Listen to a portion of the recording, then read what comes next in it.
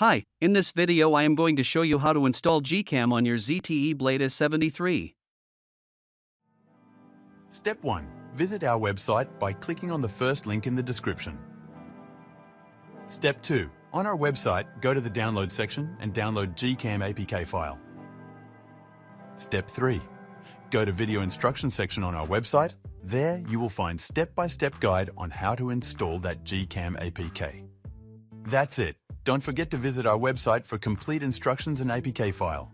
Lastly, here's some GCam versus stock camera app comparison.